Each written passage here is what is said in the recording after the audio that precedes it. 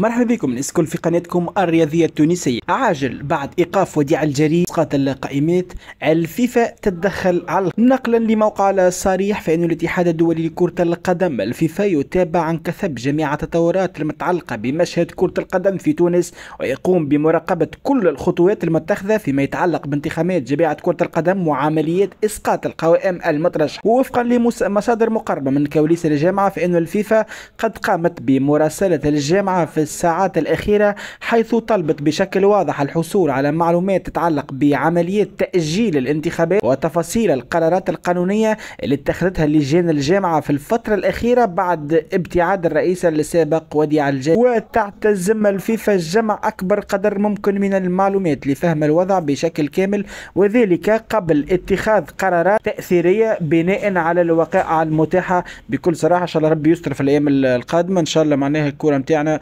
تتعافى وترجع. بكل صراحة شيء يخوف معناها في الظل اللي قاعدين نشاهدوا فيه في المشهد الرياضي.